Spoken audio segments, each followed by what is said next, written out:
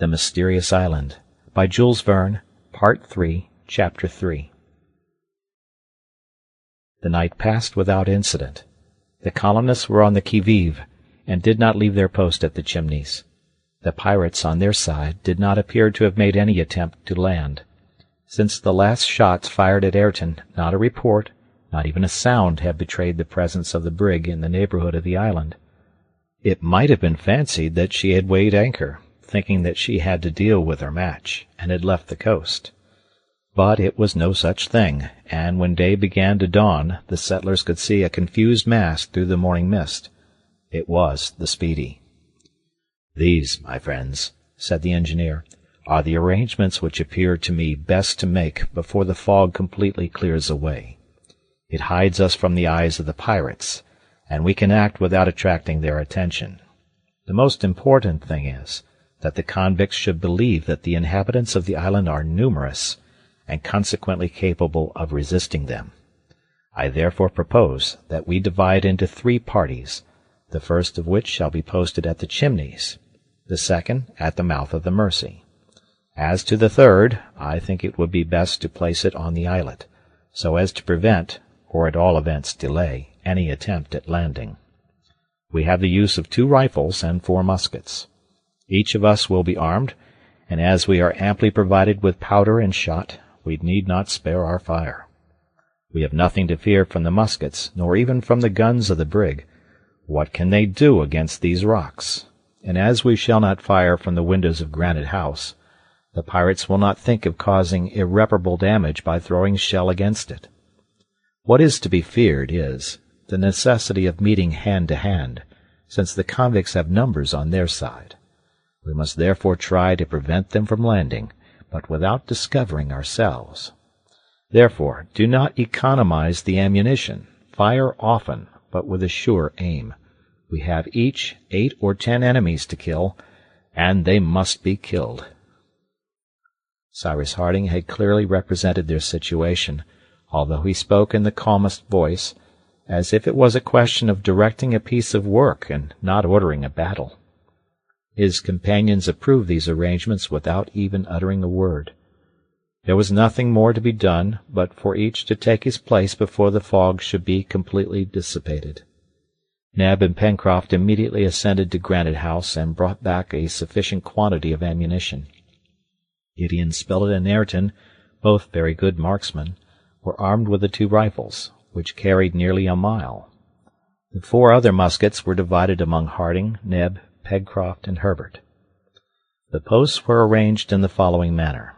Cyrus Harding and Herbert remained in ambush at the Chimneys, thus commanding the shore to the foot of Granite House. Gideon Spilett and Neb crouched among the rocks at the mouth of the Mersey, from which the drawbridges had been raised, so as to prevent anyone from crossing in a boat or landing on the opposite shore. As to Ayrton and Pencroft, they shoved off in the boat and prepared to cross the channel and to take up 2 separate stations on the islet. In this way, shots being fired from 4 different points at once, the convicts would be led to believe that the island was both largely peopled and strongly defended. In the event of a landing being effected without their having been able to prevent it, and also if they saw that they were on the point of being cut off by the brig's boat, Ayrton and Pencroft were to return in their boat to the shore and proceed towards the threatened spot. Before starting to occupy their posts, the colonists for the last time wrung each other's hands. Pencroft succeeded in controlling himself sufficiently to suppress his emotion when he embraced Herbert, his boy, and then they separated. In a few moments, Harding and Herbert on one side, the reporter and Neb on the other, had disappeared behind the rocks, and 5 minutes later Ayrton and Pencroft, having without difficulty crossed the channel, disembarked on the islet and concealed themselves in the clefts of its eastern shore. None of them could have been seen, for they themselves could scarcely distinguish the brig in the fog. It was 6:30 in the morning. Soon the fog began to clear away, and the topmasts of the brig issued from the vapor. For some minutes great masses rolled over the surface of the sea. Then a breeze sprang up, which rapidly dispelled the mist. The Speedy now appeared in full view, with a spring on her cable, her head to the north, presenting her larboard side to the island. Just as Harding had calculated, she was not more than 1.25 miles from the coast. The sinister black flag floated from the peak. The engineer, with his telescope, could see that the 4 guns on board were pointed at the island. They were evidently ready to fire at a moment's notice. In the meanwhile, the Speedy remained silent. About 30 pirates could be seen moving on the deck. A few more on the poop, 2 others posted in the shrouds and armed with spy-glasses, were attentively surveying the island. Certainly, Bob Harvey and his crew would not be able easily to give an account of what had happened during the night on board the brig. Had this half-naked man, who had forced the door of the powder magazine, and with whom they had struggled, who had 6 times discharged his revolver at them, who had killed 1 and wounded 2 others, escaped their shot? Had he been able to swim to shore? Whence did he come? What had been his object? Had his design really been to blow up the brig, as Bob Harvey had thought? All this must be confused enough to the convicts' minds.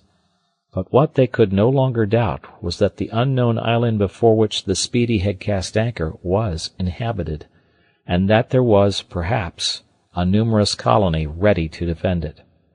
And yet no one was to be seen, neither on the shore nor on the heights. The beach appeared to be absolutely deserted. At any rate, there was no trace of dwellings.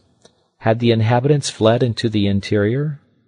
Thus probably the pirate captain reasoned, and doubtless, like a prudent man, he wished to reconnoitre the locality before he allowed his men to venture there. During an hour and a half, no indication of attack or landing could be observed on board the brig. Evidently Bob Harvey was hesitating. Even with his strongest telescopes he could not have perceived one of the settlers crouched among the rocks. It was not even probable that his attention had been awakened by the screen of green branches and creepers hiding the windows of Granite House, and showing rather conspicuously on the bare rock. Indeed, how could he imagine that a dwelling was hollowed out at that height in the solid granite? From Claw Cape to the Mandible Capes, in all the extent of Union Bay, there was nothing to lead him to suppose that the island was or could be inhabited. At 8 o'clock, however, the colonists observed a movement on board the Speedy. A boat was lowered, and 7 men jumped into her. They were armed with muskets. 1 took the yoke lines, 4 others the oars, and the 2 others, kneeling in the bows, ready to fire, reconnoitred the island. Their object was no doubt to make an examination, but not to land, for in the latter case they would have come in larger numbers. The pirates from their lookout could have seen that the coast was sheltered by an islet, separated from it by a channel 1/2 mile in width. However, it was soon evident to Cyrus Harding, on observing the direction followed by the boat, that they would not attempt to penetrate into the channel, but would land on the islet. Pencroft and Ayrton, each hidden in a narrow cleft of the rock, saw them coming directly towards them, and waited till they were within range. The boat advanced with extreme caution. The oars only dipped into the water at long intervals. It could now be seen that one of the convicts held a lead-line in his hand, and that he wished to fathom the depth of the channel hollowed out by the current of the Mercy. This showed that it was Bob Harvey's intention to bring his brig as near as possible to the coast. About 30 pirates, scattered in the rigging, followed every movement of the boat, and took the bearings of certain landmarks which would allow them to approach without danger. The boat was not more than 2 cables' lengths off the islet when she stopped. The man at the tiller stood up and looked for the best place at which to land. At that moment 2 shots were heard. Smoke curled up from among the rocks of the islet. The man at the helm and the man with the lead-line fell backwards into the boat. Ayrton's and Pencroft's balls had struck them both at the same moment. Almost immediately a louder report was heard. A cloud of smoke issued from the brig's side, and a ball, striking the summit of the rock which sheltered Ayrton and Pencroft, made it fly in splinters, but the two marksmen remained unhurt. Horrible imprecations burst from the boat, which immediately continued its way. The man who had been at the tiller was replaced by one of his comrades, and the oars were rapidly plunged into the water. However, instead of returning on board as might have been expected, the boat coasted along the islet so as to round its southern point. The pirates pulled vigorously at their oars, that they might get out of range of the bullets. They advanced to within 5 cable lengths of that part of the shore terminated by Flotsam Point, and after having rounded it in a semicircular line, still protected by the brig's guns, they proceeded towards the mouth of the Mersey. Their evident intention was to penetrate into the channel and cut off the colonists posted on the islet in such a way that whatever their number might be, being placed between the fire from the boat and the fire from the brig, they would find themselves in a very disadvantageous position. A quarter of an hour passed while the boat advanced in this direction. Absolute silence, perfect calm reigned in the air and on the water. Pencroft and Ayrton, although they knew they ran the risk of being cut off, had not left their post, both that they did not wish to show themselves as yet to their assailants, and expose themselves to the Speedy's guns, and that they relied on Neb and Gideon Spilett, watching at the mouth of the river, and on Cyrus Harding and Herbert in ambush among the rocks at the Chimneys. 20 minutes after the first shots were fired, the boat was less than 2 cable lengths off the Mersey.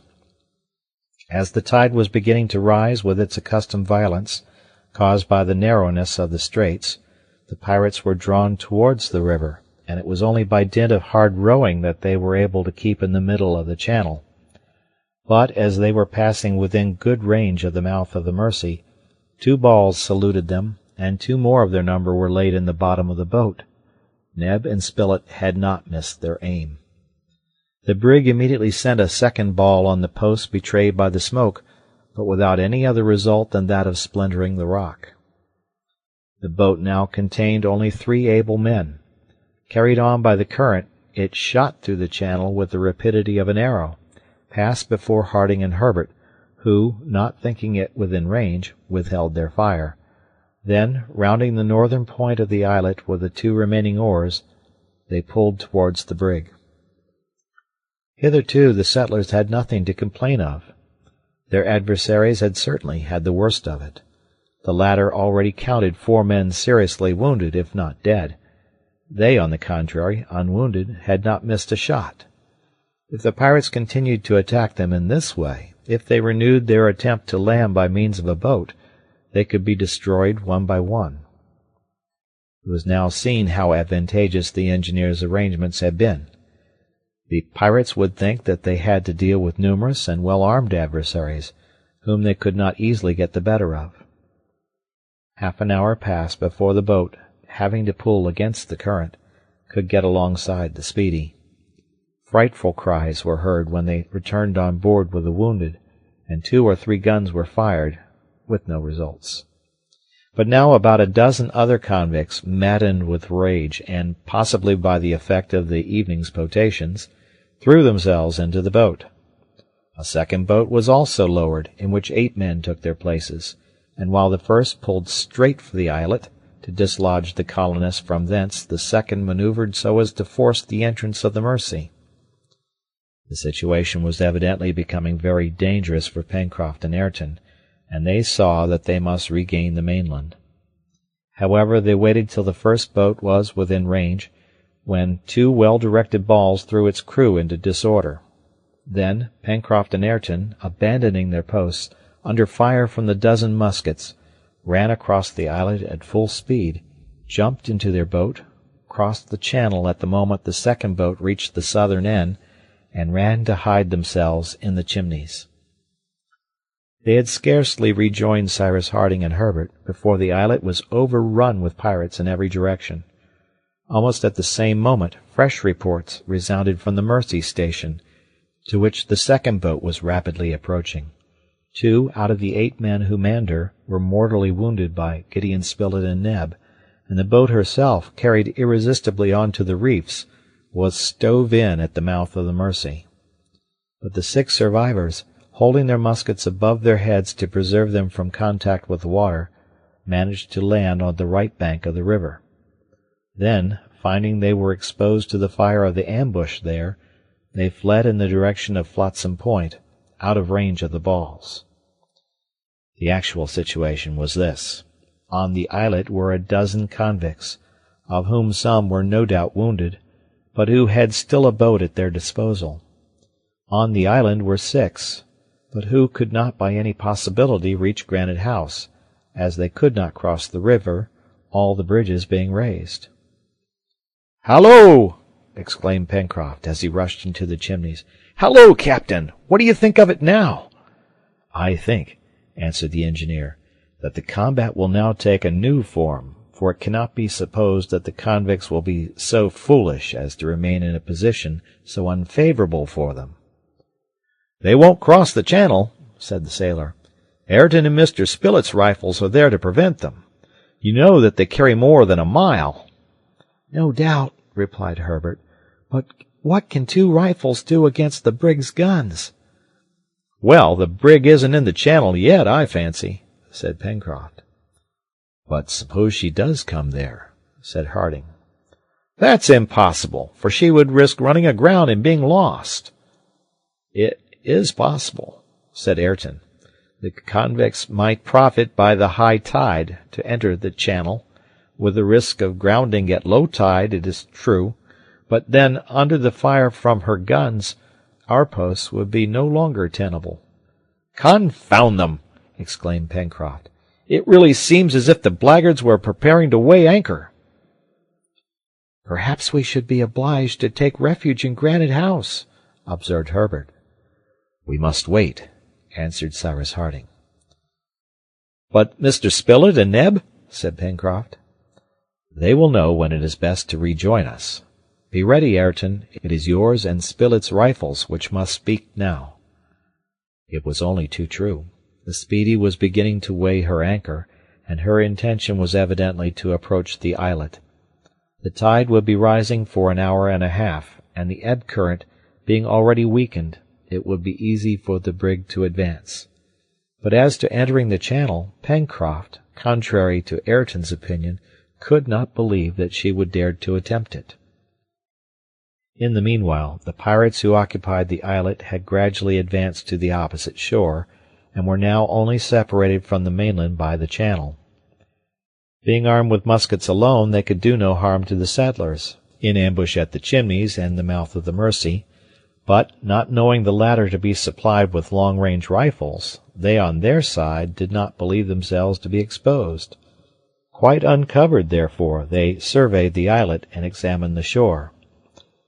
Their illusion was of short duration.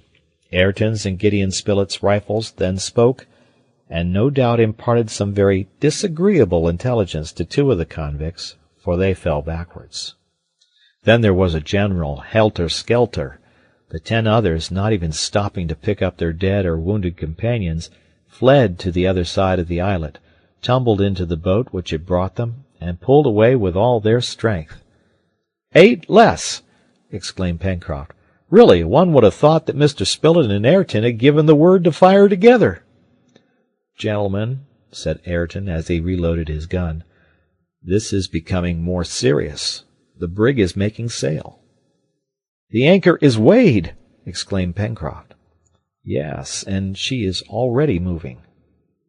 In fact, they could distinctly hear the creaking of the windlass.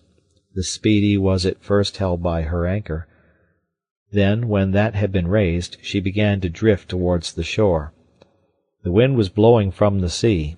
The jib and the foretopsail were hoisted, and the vessel gradually approached the island. From the 2 posts of the Mersey and the Chimneys they watched her without giving a sign of life, but not without some emotion. What could be more terrible for the colonists than to be exposed, at a short distance, to the brig's guns, without being able to reply with any effect? How could they then prevent the pirates from landing? Cyrus Harding felt this strongly, and he asked himself what it would be possible to do. Before long he would be called upon for his determination. But what was it to be? To shut themselves up in Granite House, to be besieged there, to remain there for weeks, for months even, since they had an abundance of provisions? So far good, but after that, the pirates would not the less be masters of the island, which they would ravage at their pleasure, and in time they would end by having their revenge on the prisoners in Granite House. However, one chance yet remained. It was that Bob Harvey, after all, would not venture his ship into the channel, and that he would keep outside the islet. He would be still separated from the coast by 1/2 a mile, and at that distance his shot could not be very destructive. "Never!" repeated Pencroft. "Bob Harvey will never, if he is a good seaman, enter that channel. He knows well that it would risk the brig if the sea got up ever so little, and what would become of him without his vessel?" In the meanwhile the brig approached the islet, and it could be seen that she was endeavoring to make the lower end. The breeze was light, and as the current had then lost much of its force, Bob Harvey had absolute command over his vessel. The route previously followed by the boats had allowed her to reconnoitre the channel, and she boldly entered it. The pirate's design was now only too evident. He wished to bring her broadside to bear on the Chimneys, and from there to reply with shell and ball to the shot which had till then decimated her crew. Soon the Speedy reached the point of the islet.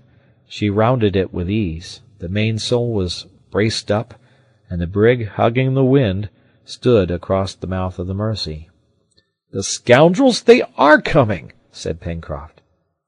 At that moment Cyrus Harding, Ayrton, the sailor, and Herbert were rejoined by Neb and Gideon Spilett.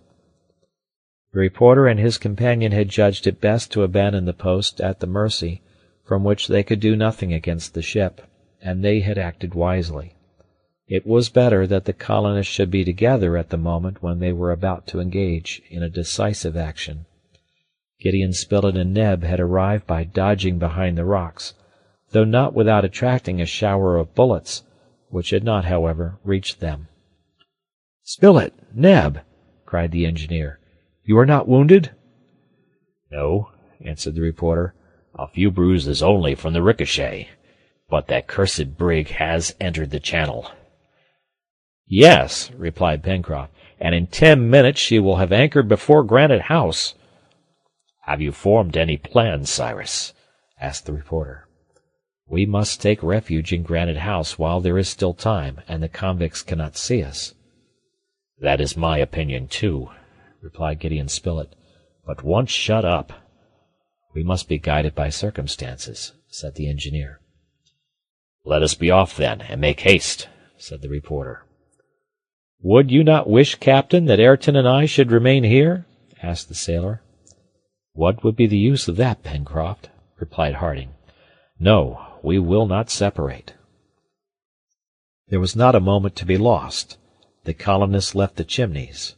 A bend of the cliff prevented them from being seen by those in the brig, but 2 or 3 reports and the crash of bullets on the rock told them that the Speedy was at no great distance.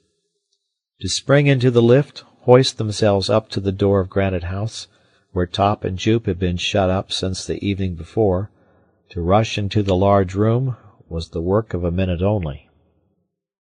It was quite time, for the settlers, through the branches, could see the Speedy, surrounded with smoke, gliding up the channel. The firing was incessant, and shot from the 4 guns struck blindly, both on the Mersey post, although it was not occupied, and on the Chimneys. The rocks were splintered, and cheers accompanied each discharge.